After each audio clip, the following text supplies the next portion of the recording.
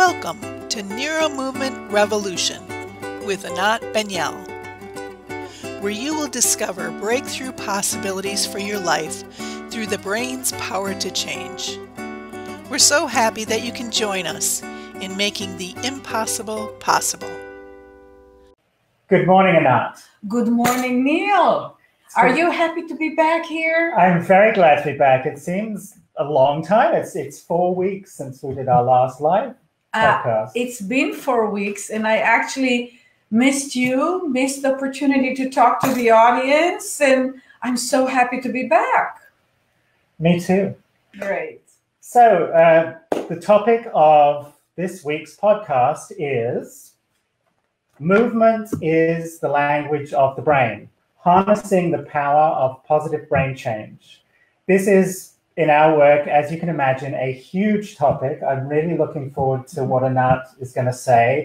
And I'm looking forward to what you're going to say. Thank you.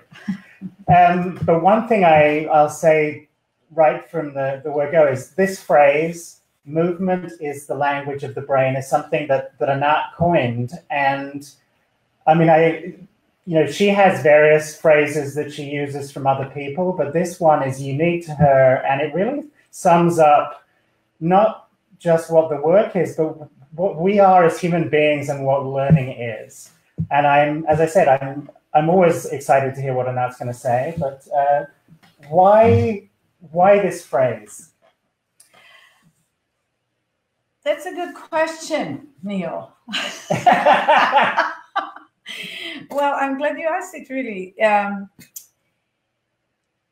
When I, started doing this work, and I've been doing this work for a while, I really experienced more and more that either through verbal instructions, taking a group of people and telling them do this, do that, in terms of movement, and especially more immediate, more direct, is when I use my hands to move people. And I always understood that what I'm doing, or at least what I'm after, is to communicate with their brain. That means their brain had to figure out to do something different or new, which is also different than what they've been doing up until now.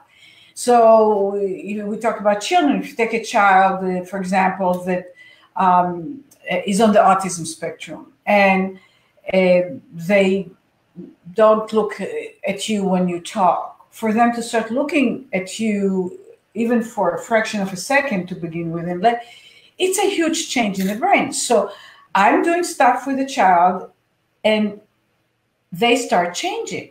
I feel the change in the tonus, or the change in the configuration of the movement, and so on.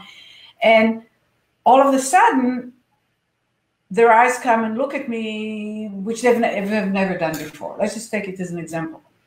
So first of all, I know that there's been a big change, revolution in that brain, a positive revolution in that brain. And then I think, well, how on earth did this happen, right?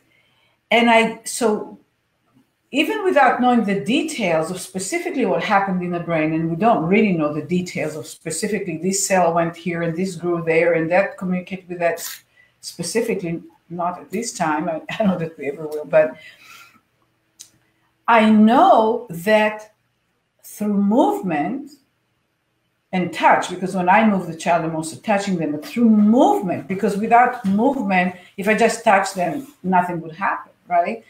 So I thought, oh my God, the brain is responding to me, it's hearing me, it's understanding me, it's its language.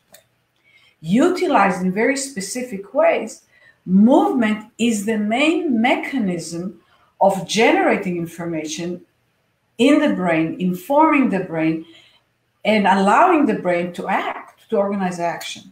So movement is the language of the brain. You get to move, and without movement, there's nothing happens. So we think about language as talking, which is, by the way, fundamentally also movement. And we think of it cognitively. So we associate language with cognition, with the ideas, with the thinking, right? With that level, which we call the mind. and we tend to explicitly or implicitly separate mind from body. However, for the brain, movement is its language. That's how it forms itself. That's the basis from which everything happens. Without it, nothing happens. And really, without movement, we're dead. So it's pretty clear to me. Yeah, and you talk about, there are a couple of phrases, one from your great teacher, Moshe, movement is life, without movement, life is unthinkable. Yes. And also from Einstein, which you just mentioned there, without movement, nothing happens until something moves. And with your phrase too, movement is the language of the brain. When you start to look at a very few simple words, but really start to look at the thinking behind it, there's so much to unpack there. There's so much richness in the thought and the experience that went into coming up with that phrase. Yeah, thank you. And putting me in sequence with these two people, wow, I'm going to glow in that for a few seconds. Anyway, but and it wasn't like I just went oh, movement is the... I remember when I was working on my first book, Moving to Life, and I was formulating the essentials, the 9 essentials, and I actually thought of that movement is the language of the brain, that movement is the fundamental mechanism. I'm not talking about the biochemistry, but the fundamental mechanism by which the brain literally forms itself and structures itself and so on. And I remember that, and I thought, oh my God, can I say that? Because it's not like I sat in a laboratory for 20 years and I tested it from that point of view. My laboratory was myself, first of all, my own process and learning. And then, of course, the people I work with, the children I work with, the adults I work with. So that's been my laboratory, and consistently seeing outcomes. So I remember when I was writing the book, I called first my dear friend Anat, who is a neurophysiologist, and I actually trained her in Feldenkrais's work, and then way back how to work with children, and she's amazing. And I said to her, Elati, I called her up and I said, Elati, do you think it's okay if I say it? Am I saying something that you can oppose if I say movement is the language of the brain? And she thought about it, and at the time I didn't say the language, I said movement forms the brain or something, whatever I asked her. And she thought and said, I don't see anything wrong with it. So I got one scientist signing off. And then I talked with another scientist, Mark Latash, actually. I called him. And he also couldn't, he didn't say it's wrong. Yeah. It sounds so general that it's hard for them to say initially yes to it. But yeah, so that's it. Thank you for asking the question.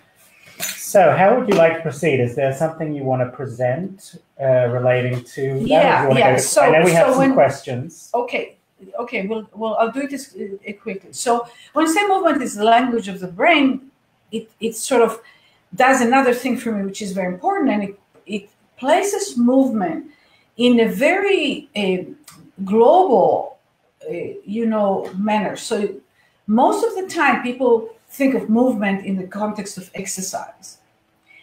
And exercise, in my mind, is wonderful, but it's a very narrow slice of the universe of movement.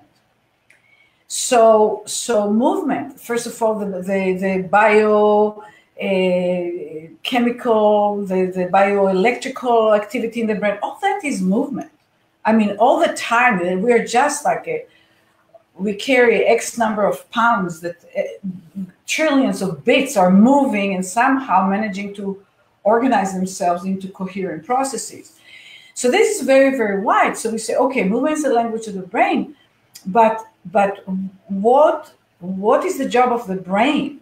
What is it supposed to do with the movement that we're doing, or how does it generate the movement and then responds to what occurs? Or I know it sounds kind of like very complex, but it is very complex. And I'll try to simplify it. So I think that the question I want to go into is like, what's the job of the brain? So if you're listening right now, and if you haven't heard me talk about it before, I'd like to take like 2 seconds, 3 seconds, if you just have to guess, what's the job of the brain? So to make it a little easier, perhaps we can say, what's the job of the heart, right? You're an MD. What's the job of the heart? To pump blood around the body. Okay. So, and how primarily, I'm not talking about, again, all the physiological mechanisms and the electrical, but how does it do it? By muscular contraction. Yeah, and then timing the contractions. Absolutely. Yes. So it goes and stops and moves and ventricles and all that stuff, right? So the job of the heart is to circulate blood. We can look about, if you can say very briefly, I know it's not going to be comprehensive, what's the job of the liver?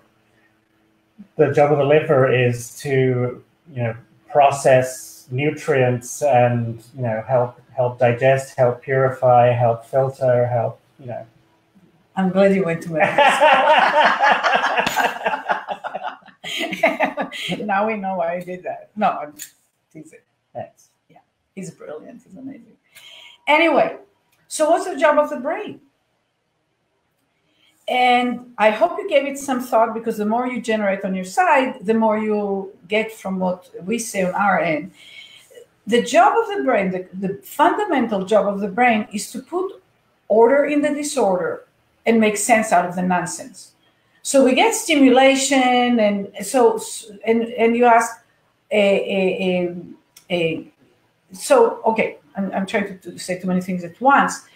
So the brain, if you have a child with special needs, you're experiencing daily with your child where your child's brain, for whatever reason it may be, that is known or unknown, is not able to evolve, to learn, to form the patterns, the configurations that allow it to organize the movement, organize perhaps the thinking, organize the interaction, organize the little being that's your child, and literally impose order on the world, right? So when a child learns to say baba or something, and you know that it's bottle, it's a huge achievement where all of a sudden it figured out how to form the sounds, recognize that they're there, and expect that when it says baba to you, he or she says baba to you, they'll get a bottle. That's extremely important. But if you can't get yourself to either signal with point with your finger, you even just blink your eyes to respond yes or no, or things like that, there is no order. And an infant is born with actually a remarkable degree of already existing order, but that does not include voluntary action. So that's a massive process that happens. And where we step in with the Baniel method NeuroMovement is not to impose specific orders on the child. That means not to get the child to crawl now because the child is, already 9 months old, or to get the child to say good morning or thank you because we want to socialize them. We go to interact with the child in order to get the child's brain to be better at putting order in the disorder and making sense out of the nonsense. So very briefly, what I'd like to say is like a transition that is a lecture in its own right, but one of the reasons that we tend to do things that are maybe not optimal for the brain in terms of helping it to find its footings, so to speak, is that we are most accustomed and we are familiar with what I call the mechanical world. We have the weights of our own body, and like if you want to lift an arm, we have the experience that we need a certain amount of strength to be able to do that. Or if I'm going to pick up a bag full of groceries, if I'm going to use the same amount of force to pick up the grocery, my arm with the bag, it's not going to work. I've got to put more strength, more effort, more power into the movement for it to occur. And the newborn and the baby experiences that in mechanical world repeatedly, you know, from the word go, from the moment they are born. And I just saw last week a boy that has special needs, but he was nursing, and at a certain point he was literally starting to squish his mother's breast. He has learned that when he presses it, there is more flow to the milk. So that brain has figured out how to interact with the breast, but how to also move the arm in a very, you know, when it's not there, it's, and if anybody has ever tried to work with somebody who's had a stroke, an adult, and the hand is not working, or a child that for maybe stroke in utero has not learned how to use the arm, hand knows how complex that is.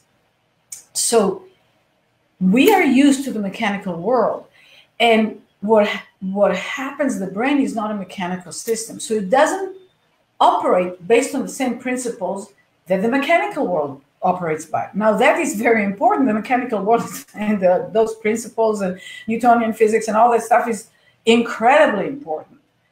And having figured out to the degree that humanity has opened possibilities for us that, you know, 1,000 years ago were not even imaginable or considered, right? However, the brain is not a mechanical system. It's an information system, and it operates by different principles, some of which are counterintuitive and opposite, literally opposite of generating success in the mechanical world. So if I use the example I used before, in the mechanical world, if I need to lift something heavier, I better use more muscular power, or use a lever, an engine that will generate that power, or somehow do that, make that happen. In the brain world, using more power to try and get more outcome very often creates exactly the opposite. Absolutely exactly the opposite. The brain is an information system. And the question is, what's the source of information? So Nick, do you want to say anything up this far, or about what I'm about to say? Well, I think I have nothing to add, but, you know, coming on to what is the source of information, I mean, you'll ask this to most people, and the first thing they will say is stimulation. It's like, you know, there's stuff coming at us. That's the information. It's light coming, sound coming, and so it's stimulation. That's the source of information. Yeah. Now, without stimulation, there will be no information. So, as in mathematics, or in, you know, it says it's a necessary but not sufficient condition. And the condition, what needs to occur in order for the stimulation, visual, auditory, kinesthetic, from the inside of us, from the outside of us, that comes, you know, smells, taste, all of that. Without that, you know, the brain will not have anything to work with. So people in that respect are completely right. Yeah. However, stimulation by itself is not the information per se. The source, the way information is generated for the brain is through perception of differences. That means that you're able to notice the difference in the flow of stimulation.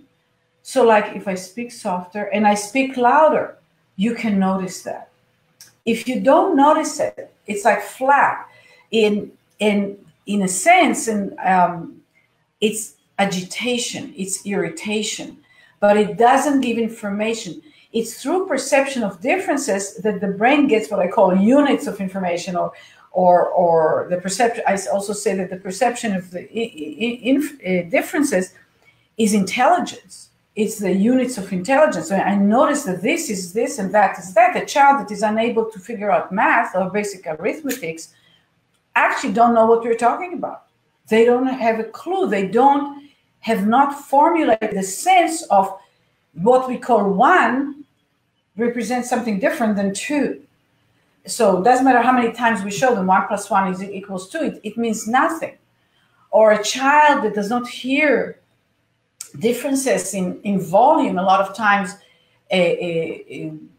or not sufficiently delicate, if they don't, or let's put another example, a child that maybe has fluid in the ears, infections, and if it's not caught on time, and it's like they're underwater, when the sound comes to them, to the brain, it sounds like,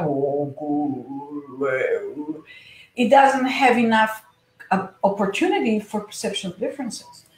So it's really important when we want to the brain to do better, to be better at perceiving differences. So rather than trying to make it do what it has not been able to figure out what to do, we go like, okay, there isn't enough perception of differences, which lead to differentiation. That means new connections in the brain, which then it has the richness, the underlying neural networks with which to integrate specific learnings. So we're about the process based. Do you think it's a good time to show the duck, or do you think we should show it a little later and answer a few questions? Let's answer a few questions. Okay, because this is very dense. Usually I teach this over a period of a few weeks. And just before we go to questions, I just want to say we've got people checking in from all over the world. Oh, I'm so excited. We have people from India. We have someone from Argentina. We have one of our graduates, Leanne, from Osoyoos, British Columbia, Saskatoon, Lithuania, Slovakia, Kiev, Hungary, India, I said, and Trinidad and Tobago. So New Zealand. By the way, Neil and I tomorrow are going to go fly out and do a workshop this coming weekend in Frankfurt, and the following week, in the middle of the week, near Amsterdam, and the following weekend in Moscow. First time, Moscow. Yeah. Anybody is going to be there, join. Come visit us. Yeah. So there are a couple of questions from people here. Okay. Already. Or do you want to go? We have some pre-asked questions. Why don't you take first, okay. And I'll look in the pre-asked. Yeah. Because, yeah. Oh, I have a perfect one. Okay. Sorry. Keep on that one. I'm on this one. Okay. So from Jig Horn, how do I unstiffen my child's legs? It constantly crosses. Her gluteals are very weak. So Jig, this is like a perfect question. And that's a question I asked myself. So let me first of all point out something. Her gluteals are very weak. That statement is probably accurate. However, this, I assume from the way it is worded, that the assumption here, or at least the assumption is that at least partially the reason her legs cross or whatever is because the gluteals are weak. Maybe they were supposed to counter the force of the how do you call them? The adductors. The adductors. Yeah. So this is a mechanical interpretation, because we, by the way, thinking, beliefs, all that all are forms of the order that the brain imposes on the world. So my approach and my 9 essentials are my made-up order that I check to see how much it fits reality as I use it, right? All scientific rules or laws are basically human brain imposed versions of order. And if I believe that milk is good and cheese is bad, it's a form of order. So we also have beliefs about what's happening, or interpretations or understandings of what happens with our child. So when you say her gluteals are very weak, I don't know they're weak or not, but they're not maybe utilized. So I had the same question, and I wrote about it in my book. It's one of the stories in my book, Kids Beyond Limits. I worked with this child that had all kinds of, I mean, it's pretty severe cerebral palsy, you know, brain damage during birth or shortly before.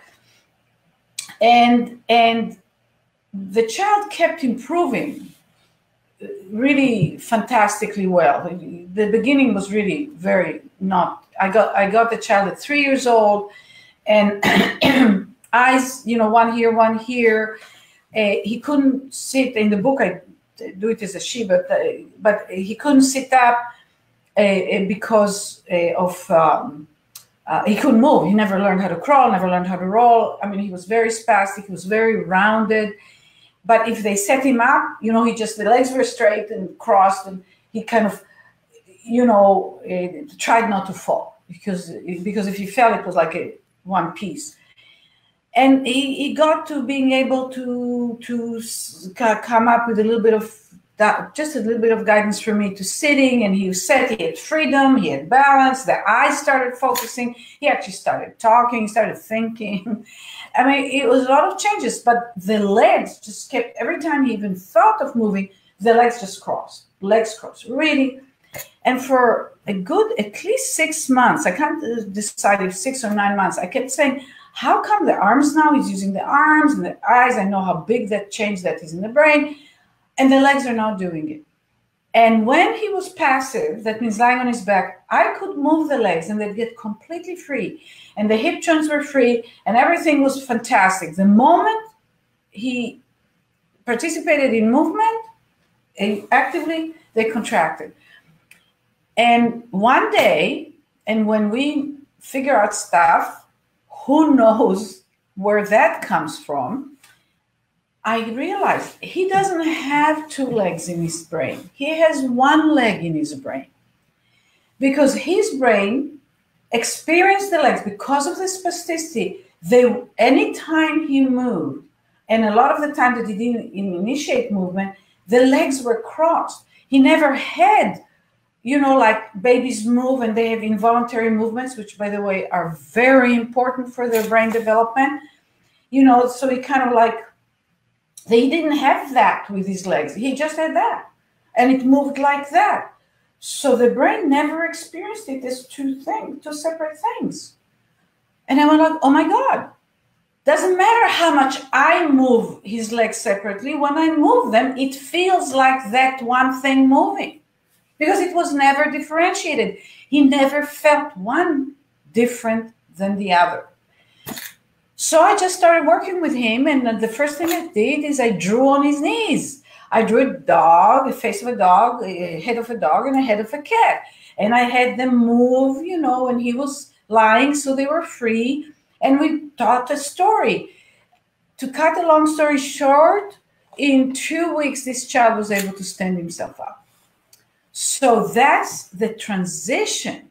Your child, because of obvious brain trauma of one kind or another, the legs are, there isn't the freedom to begin with for those 2 legs to move in those random when she was an infant movements or however that happened.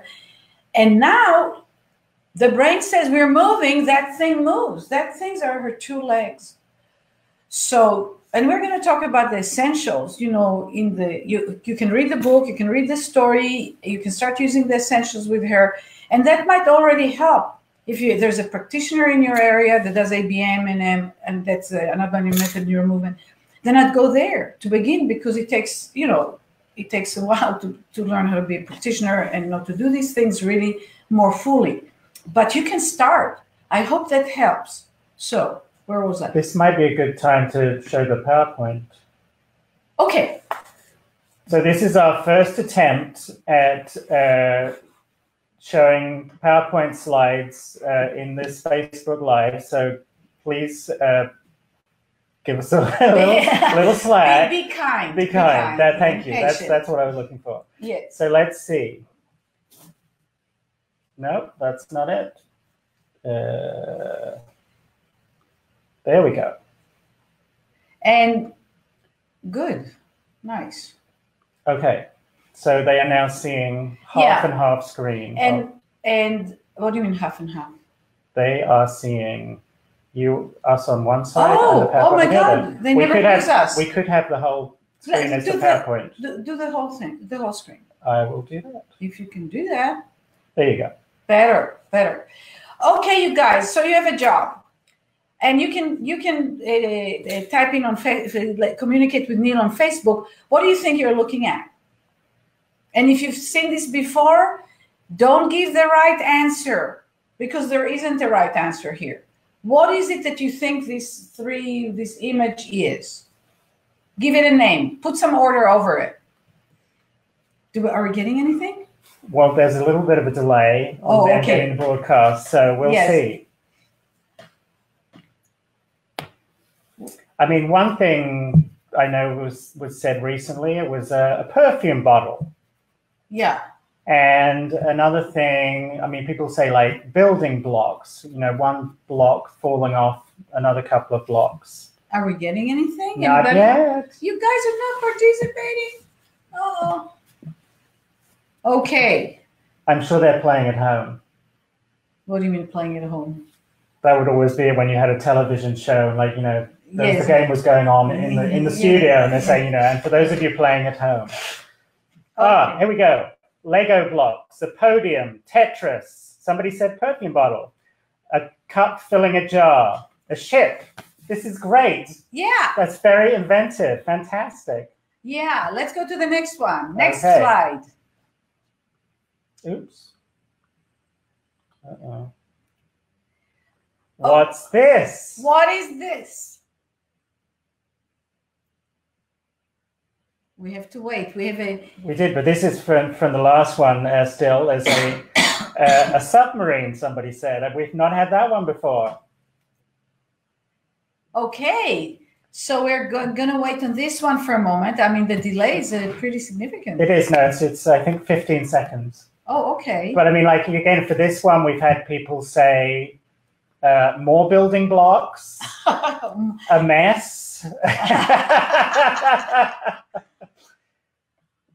Pouring liquid in a rectangular bottle. That's still from the last one, I think. Yes. Oh. Stones on another planet. Okay. Somebody says, reminds me of a dog. Confusion.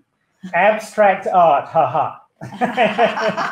These are really good. Yes, it is abstract art. Well, it's abstract, that's for sure. Yeah. A jumping animal, a tumbling tower, falling blocks, floating boxes, building blocks, tumbling. This is great. Really good. Wonderful. We're moving to the next one. What is this? A bigger mess. Some of these earthquake. So this is actually probably ahead of you seeing it, but absolutely an earthquake. A playground design. I like that one. I've not had that one before. Boxes falling down. A letter A, somebody says. That's for the preceding slide. So I wonder if we're going to start getting. Maybe I should change the slide over a little bit earlier because they won't see the slide initially. Yes. And okay. So now shattered blocks we're getting. Yes. And okay, let's keep going. And this one, what do you think this one is?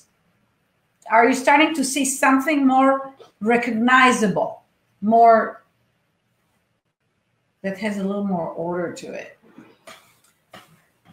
A fragmented picture, glitched computer screen, spilled game pieces, urban view from Google Earth, world map, city buildings from above, city from the cosmos. This is so great. You guys are good. Oh. What? So sunshine sparkles on a lake, and then two people say a duck. Okay. A dog, a confused caricature, a horse, a mouse out of Legos. Move to the next one. Yes. Okay. Now I know that we'll have county maps and boundaries. I love sunshine sparkles on a lake. Oh my goodness. That's beautiful. I never bird. heard that. There is a bird. A puzzle put together. A fragmented picture. And now, of a course, llama. A duck. A duck. A duck. Boring. No, but that's it. No, Yeah, it's no, like okay, exactly, yeah, but that's the point, yeah. And what is this? We know what you'll say. You'll say duck, and then the next one. Oops. Let's see. Where are we? There. Okay. So A duck, a duck, a duck, a duck, a duck. Everybody's getting a duck now. yeah, I'm glad to hear that. Yeah. So do you want to go back over? Not yet. Not yet. No, okay. not yet. So the thing is, I was trying years. I've been teaching this for quite a while, and the whole idea that the brain grows through the process of discrimination. That's first of all noticing thing one versus thing two. So if a baby in the beginning, the hand of the baby either flexes or lets go, flexes and lets go, and it all works together. It doesn't have differentiation. The muscles that the baby has in his or her head and the bones are exactly the same one that a concert pianist will be using to play a Chopin sonata. So it's not weakness of the muscles or lack of, it's simply that this structure in the brain of the child is still very rudimentary. It can do very few things, but it's all there. It's perfect. It has to learn more and more ways to use it. And then when the child notices, and it does all kind of involuntary little twitches and stuff like that, the child all of a sudden notices that it has the index finger. And then with all little babies, there's a moment, the ones that have, typically developing, there'll be a time when they'll be pointing. It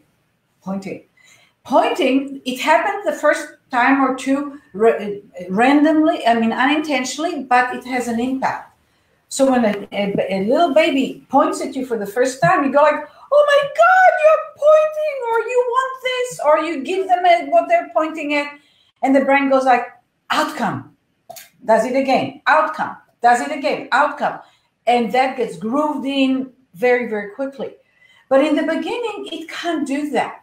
The process is the process of perceiving something is there versus something else, and gradually learning to move it in different ways that were unthinkable when the child was a month old or a year old even, or 5. At 5, there's a lot more that can happen. But you don't normally have concert pianists at 5. You can have them usually how young? He's also a musician, so.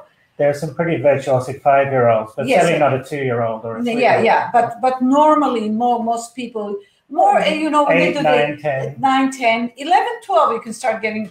But even the miracle children that are amazing at 12, if they played at 25 the way they played at 12, they will not be invited to Carnegie Hall. They're invited to Carnegie Hall because for a 12-year-old, they're doing remarkably well. So many of them never make it to 25 because they get stuck at 12 level because it was so successful. Yeah. So the duck, what it does, and then I'll just open it to questions about anything that you're interested about your child or in relation to what we talked here today. The process of differentiation, that means, first of all, discrimination, then differentiation, where all of a sudden there are more connections. It does it a little like this, it does it a little like that, it moves here, it moves there. And then there is the third element in the process towards a learned thing is integration. And one of the, one of my qualms, is that a good word? It's a good word. Yeah. What do you want to say? With some of how interventions are done with children with special needs, is that really there is an attempt to drive the child towards the integration part before there is the discrimination and differentiation part. The belly of the beast is the differentiation part. And also, I have an understanding that we have zero direct control on the brain of another human being. We don't have direct control of our brain either. We try, but anybody who ever tried to lose weight knows how that works. Pretty challenging. Both of those wonderful people in front of me are signing that they know what I'm talking about. However, if we understand the process and we create the conditions that enhance differentiation, we increase the likelihood, we increase the probability that the brain will integrate into the new learning, but the integration is always spontaneous. So with a typically developing child, you cannot decide when it's going to say mama for the first time.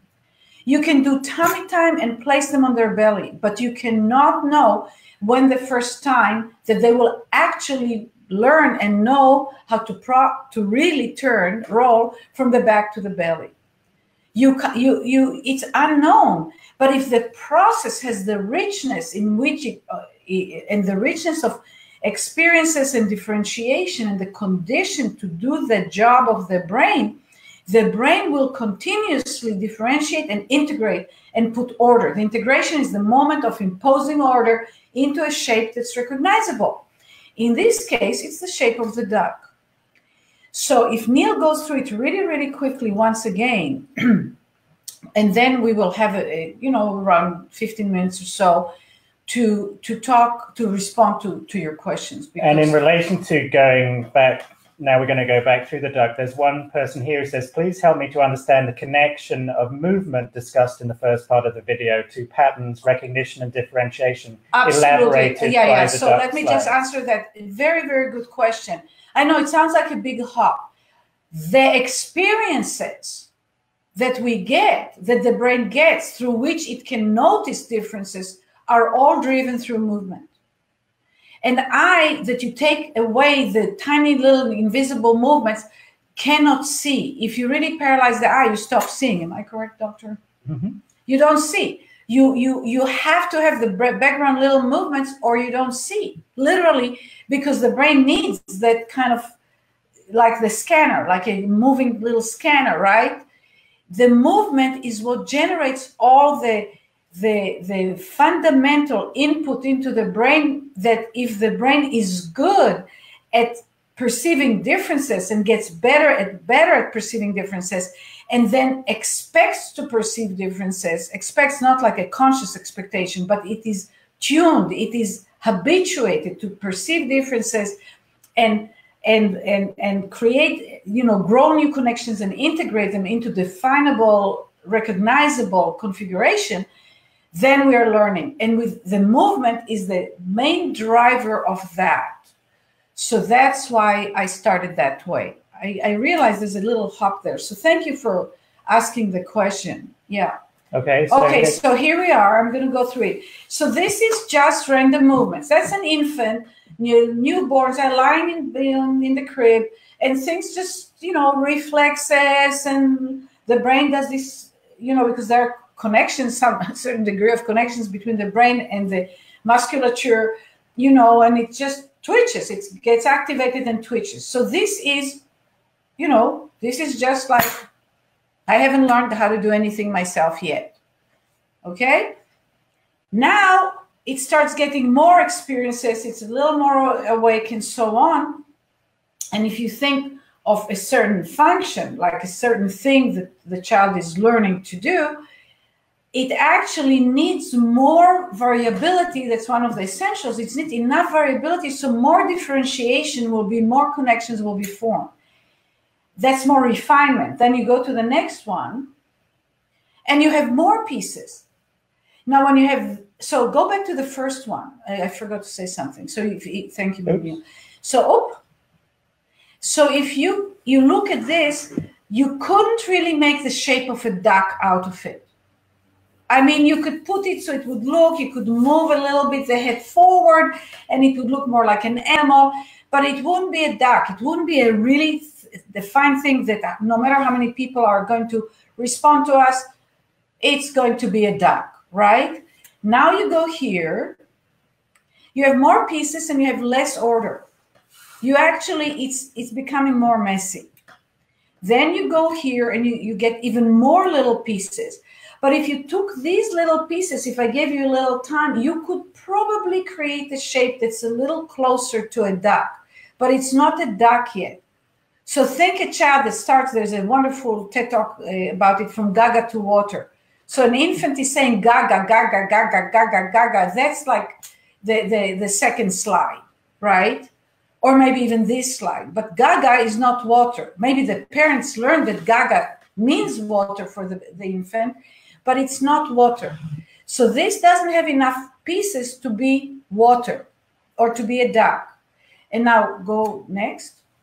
Now this is starts being like, could be a dog, could be a duck, could be also Google Maps. I mean, it's still, it could be quite a few things, but you could start seeing that you could get closer to a duck. So from gaga to water, there were approximations towards water. You know that the children say the words and it takes them a while to approximate, to say them the way we say them, so that they're really recognizable. And it's always associated with more differentiation, not with practice.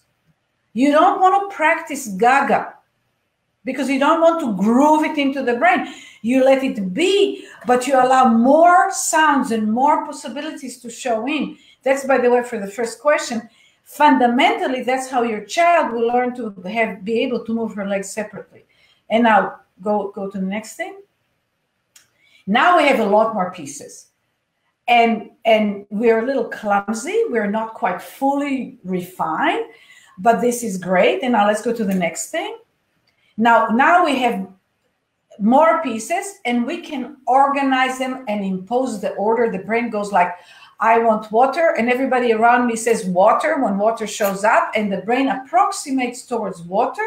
And when these pieces are made into many more little pieces, it fuses, it integrates into this. And that's the function. Now we know how to do it. I know how to stand. I know how to sit. I know how to talk English. I know how to say, etc. And then, very important, do we have the continuation with the, no? Doesn't matter. Doesn't matter. Yeah, because I'll say, we don't have the visual here, this go just one back with more pieces. Yeah, you take this one, spread out the pieces, you could make a shape of a dog out of it. You could make a shape of a glass of water. You could make a shape of the moon. You could make many different shapes out of it. That means that once we develop the brain, it has many more connections. It can take what it put into being a duck and it can move it to be something else. That's how the development happens in general. Neil is working. I do have it. Yeah, here we go. We'll just show the cat. Can be that. Same pieces. We use the same pieces. Can be a cat. So now let's get out of it. Okay. Questions. So it's so important to understand that we need to get the brain to be better at different discrimination, that perceiving things, and then that there's thing one, thing two, differentiating, increasing the level of differentiation. That means the richness of underlying neural networks and complexity of the brain, and let the brain spontaneously pull it into the next new thing. And learning is not linear. It's not neat. It has to have freedom. It has to discover itself. It's very, very important. Okay, questions. So there's a question here that's been repeated. I had a question about the neurodevelopmental approach and things like patterning. Our son doesn't have a diagnosis, but not crawling at 8 months and is not getting up to sitting yet. There's an approach called patterning on an inline track to input information into the brain. What are your thoughts on that approach versus ABM? Okay, so first of all, yes, you're inputting you're inputting information into the brain. No matter what we do, the information, we're not inputting information, we're inputting experiences. What information the brain does or doesn't get from it, That's a whole other question. So you'll see that I know that this is a really, really, really big jump, not just conceptually, but emotionally, because it's a whole other idea of control. We tend to, again, it's mechanical control. If one of the pieces of furniture here, a chair somebody walked and tilted it, I'll catch it to make sure it doesn't fall. So it's this kind of control we're very used to. And we try to direct it to the functioning, to learning, to the brain. Now, if your child does not, he doesn't crawl and doesn't sit up by himself, yeah. That means that he is lacking underlying experiences and information that has nothing to do with the sitting itself and nothing to do with the crawling itself. But it is necessary for it to eventually be also discovered as sitting and crawling. And by the way, sitting to getting on the belly or all fours and back to sitting and all that stuff, from the point of view of the brain, it's really just an arc where you take the pieces and change them. But there are elements there that are very commonly missed for any number of reasons. It's missed with children on the autism spectrum, even the ones not as to the same degree as, let's say, with CP, but the differentiation and the mapping of the back in the brain. But it's not just the back, it's the relationships between the parts. It's the relationship between what happens in different vertebrae in time. That's the timing to the hip joint, to the ankle, to the position of the head in space, which allows the child to balance or fall over. Very, very, very complex. We don't teach those things. We take the child through experiences where the child spontaneously will roll over, will sit up. And the process, what's so important to understand is the process of getting to one thing from the back to the belly, from the back or the belly to all fours or to sitting.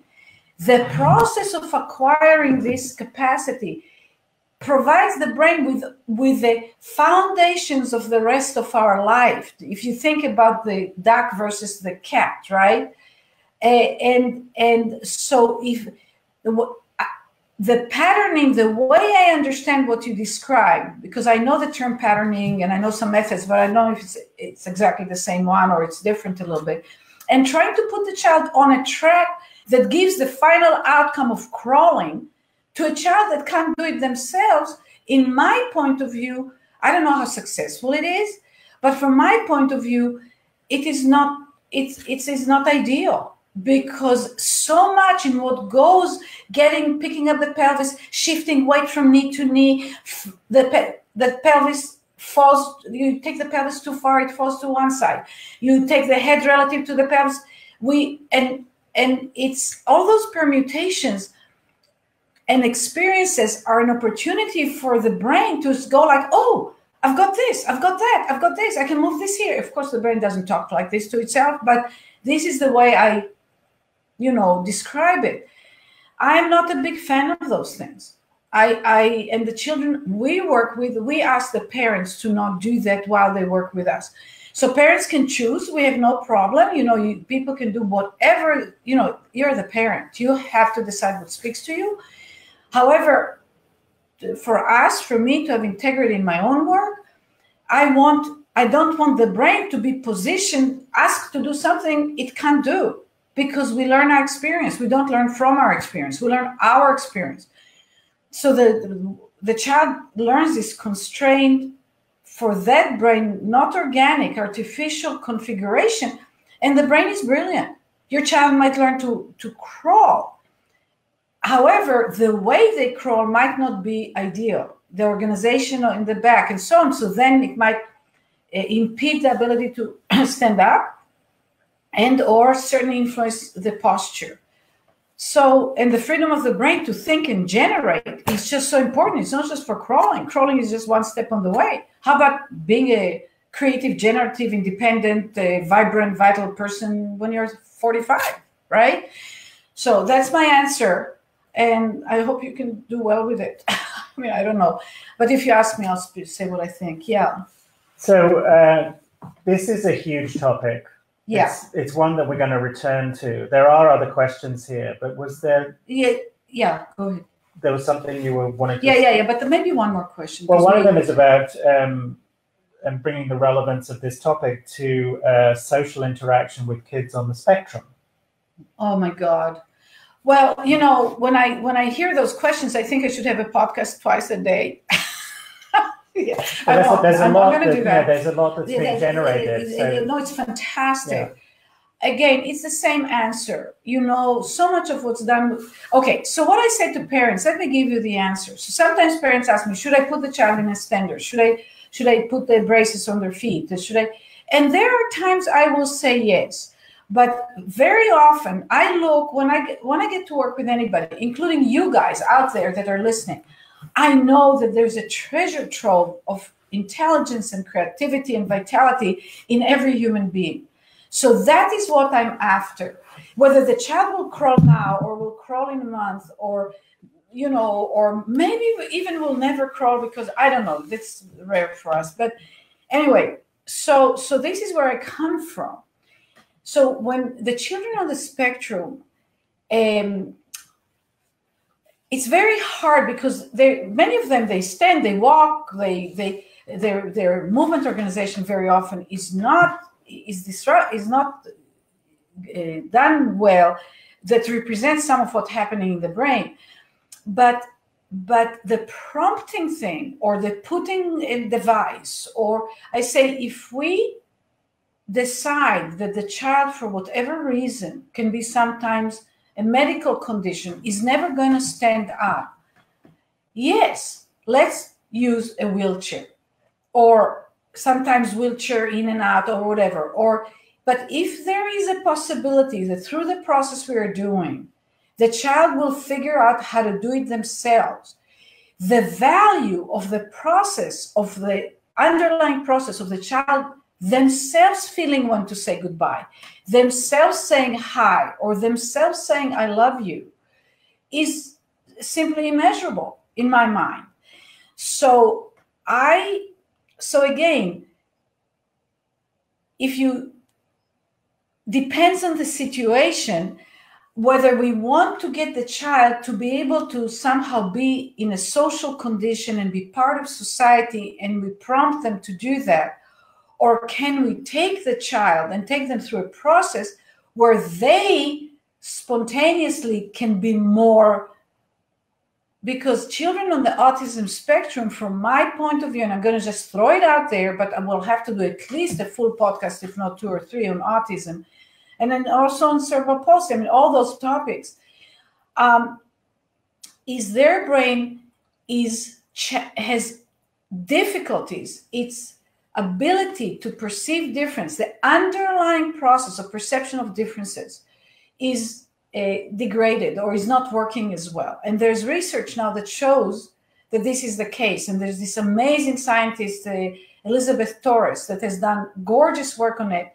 I just love what she does, and she and I are in conversation, so on.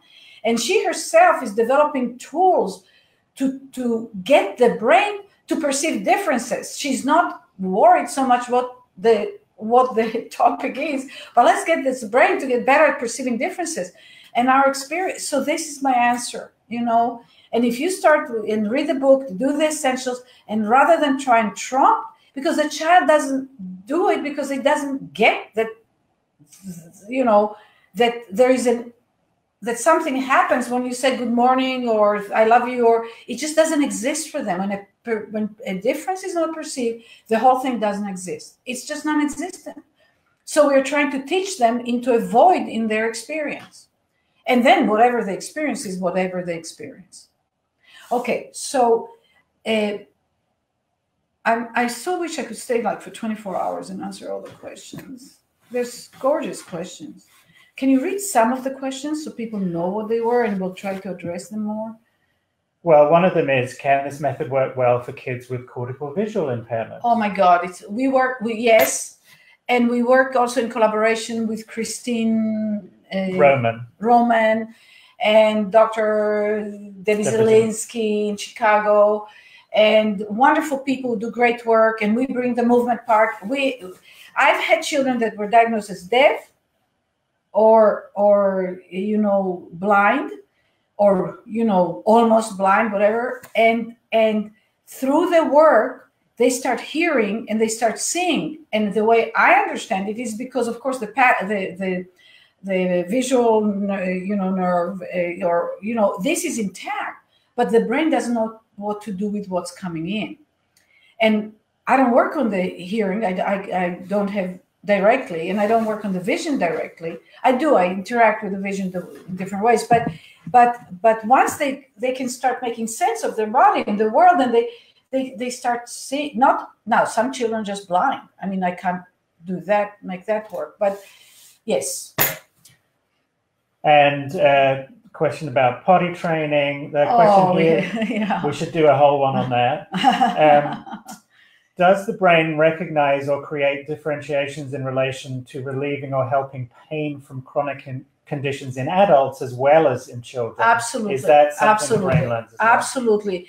And we have programs. If you go on the website, I'm not committed to selling on the podcast, but I am committed to informing. So first of all, if you have a local practitioner, and then workshops that I do, or other people, my teachers, graduates do, and we have video streaming or in the form of DVDs program specifically. And if you're having a back pain or neck pain or things like this, I would recommend to start with the Anat Baniel method, the NeuroMovement for healthy backs. Even if it's a neck problem or a hip problem, always starts with the healthy backs, because when the back gets better organized, everything else can build on top of it. And the next training starts September 21st of this year. So it's 6 months away. And if you have any questions, there's a website, anatbanieltraining.com, and you contact Breda.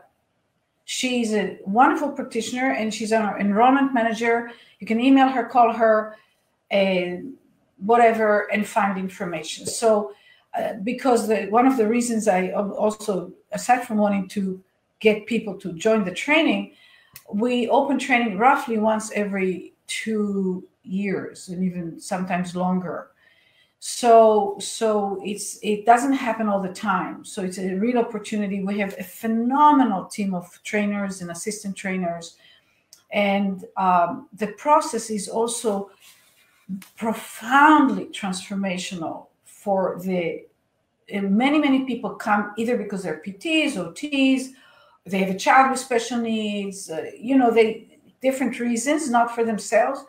And at the end, everybody says, I got what I wanted in terms of working with kids or whatnot, but what I didn't know is that I really came from myself. The remarkable physical and ease and movement and vitality and big changes in clarity of thinking and creativity. So I think it's enough for one day. It is, yes. Thank you so much for joining us. It's been an absolute pleasure. Thank you for interacting with us through the messaging. And thank you so very much. I mean, for me, this is like my favorite activity. I mean, I also love teaching the trainings and working with the kids. But, because you're interested, you give me a platform to discuss and talk and inform me about what I'm very, very passionate about, which you probably have picked up. So, have a fantastic 2 weeks. The next one is a not live one because Neil and I are going to be in Europe, but it's a wonderful interview with Dr. Martha Herbert. And as some of you may know, Martha is very, very, very well-known neuroscientist and pediatric neurologist and the important brain researcher in the field of autism. She's much more than that, but she's very well-known for that. So we have an interview with her, and I'm sure I'll also bring her live. And watch the Jill Botti Taylor one that we showed 2 weeks ago. It was pre-recorded. It was a lot of fun. Jill is always a lot of fun. She talked about energy. She's like a ball of energy. So it was a lot of fun. So thank you.